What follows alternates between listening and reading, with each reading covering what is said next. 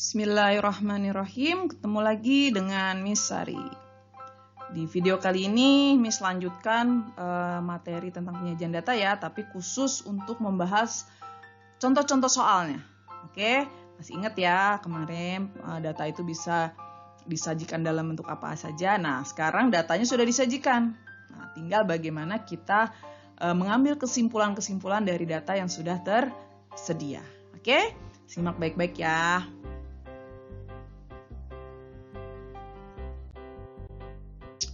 Yang pertama, Miss ingatkan lagi nih, penyajian data tadi tujuannya apa? Supaya lebih mudah dibaca dan dimengerti.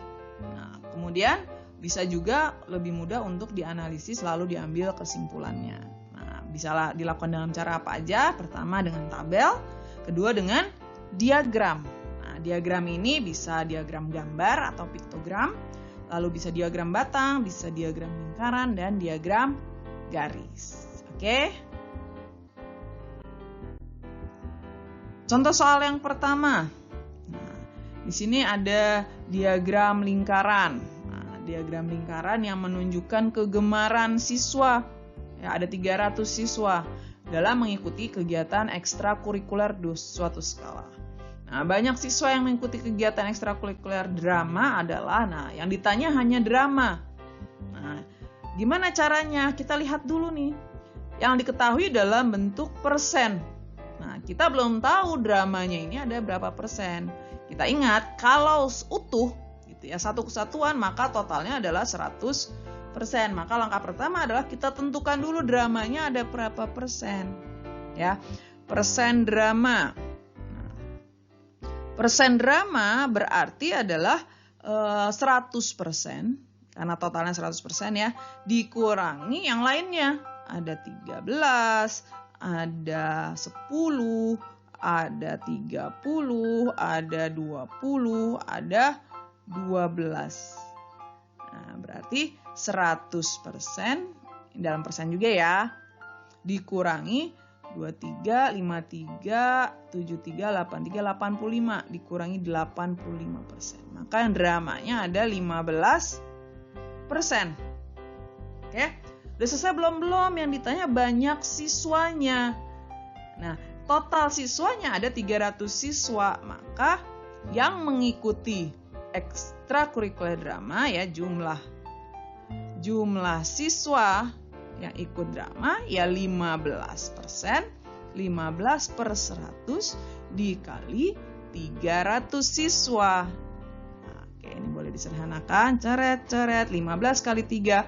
45 orang. Maka yang ikut ekskul drama ada 45 orang. Oke, mudah ya. Kita lanjutkan contoh soal berikutnya. Masih tentang diagram lingkaran. Nah, ini ada data banyak pelajar di suatu kelurahan. Nah, jika banyak pelajar seluruhnya 10.800 orang, maka banyak pelajar dengan tingkat SMP ada berapa? Nah, mirip sama kayak tadi. Tapi kalau tadi dalam persen, ini dalam derajat. Nah, SMP-nya belum ketahuan nih berapa derajat. Kita ingat, satu lingkaran itu adalah 360 derajat. Maka langkah pertama kita cari dulu berapa derajat nih si SMP. Gitu ya. Maka SMP-nya itu karena total semua 360, maka 360 dikurangi. Nah, semua angka deh tuh.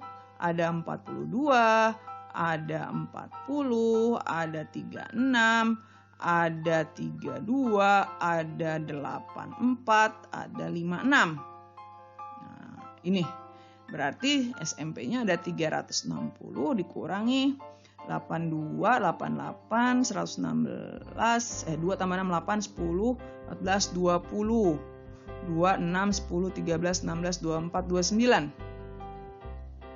290 derajat. Bener ya? Terus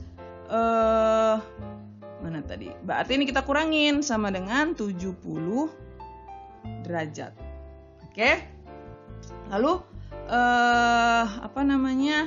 untuk tahu jumlah siswanya, banyak pelajarnya, pelajar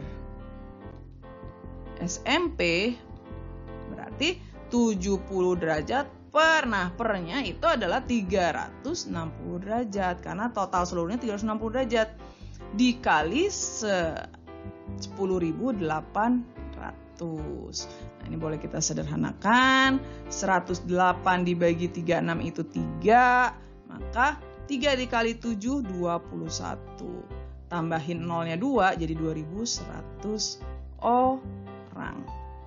Oke, maka jumlah pelajar SMP ada 2100 di kelurahan tersebut. Oke, bisa ya? Gampang ya? Kita lanjutkan contoh berikutnya.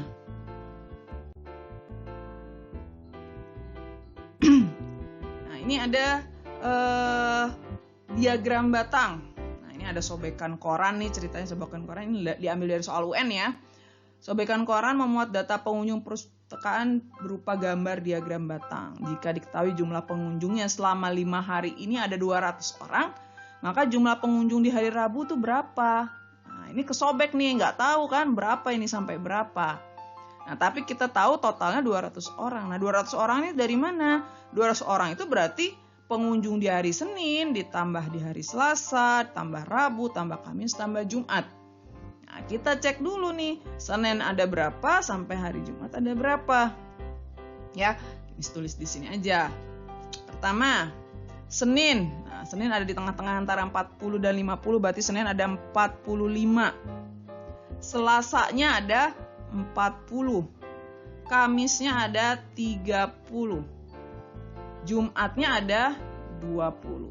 Nah, maka bisa kita hitung. Jumlah pengunjung di hari Rabu, nah berarti totalnya tadi 200. 200 dikurangi jumlah pengunjung di hari lainnya.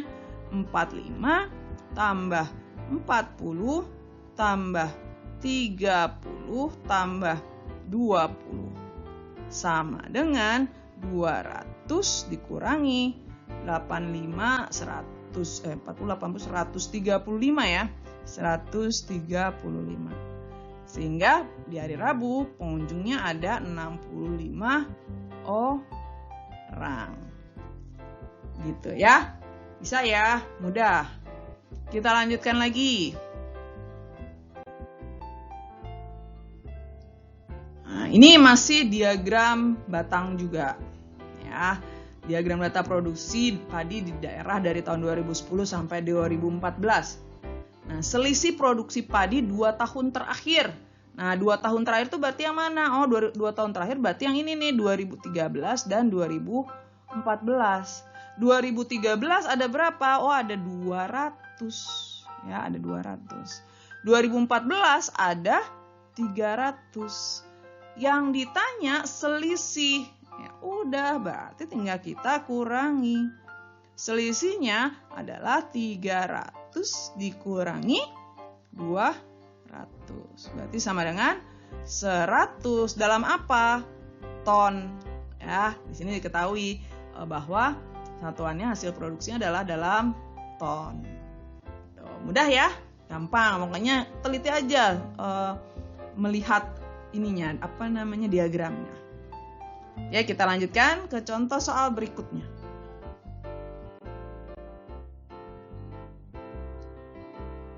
Ini ada dalam bentuk diagram garis. Ya, ini juga soal UN nih. Parto minum 80 mg obat untuk mengendalikan tekanan darah nih, minum nih, ya. Lalu grafik di samping ini memperlihatkan banyaknya obat pada saat itu beserta banyaknya obat dalam darah Parto setelah 1, 2, 3 dan 4 hari. Nah, jadi setelah 1 hari obatnya di sini, setelah 2 hari di sini gitu ya. Berapa banyak obat yang masih tetap aktif pada akhir hari pertama? Oh, ini nggak pakai ngitung, kita cukup melihat saja. Akhir hari pertama tuh yang mana? Ini kan hari pertama nih. Ya, ini hari pertama. Ya, kita lihat di hari pertama ini adanya di mana? Oh, di sini. Nah, ini berapa?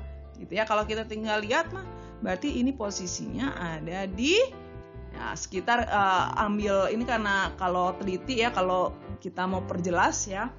Ini kalau di UN soalnya soal pilihan ganda nih. Jadi ada pilihannya. Yang jelas dia di atas 40 ya. Di atas 40 tapi masih di bawah 50. Di atas 40 dikit.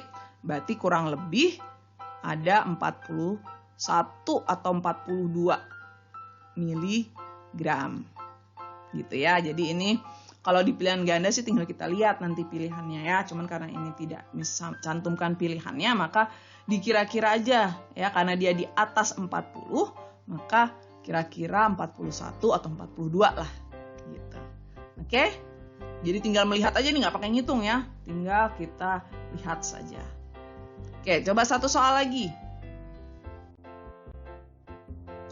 Nah, ini diagram garis masih ya. Ini ada data suhu badan Cinta selama seminggu.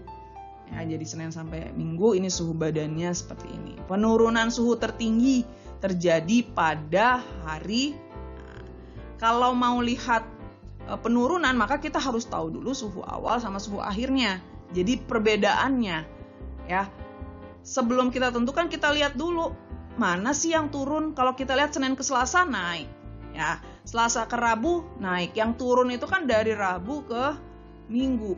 Kalau hanya mau melihat sekilas, ini bisa penurunan suhu tertinggi itu kan kita lihat aja mana penurunannya yang paling curam. Nah, kalau kita lihat ini otomatis nih yang paling curam ini.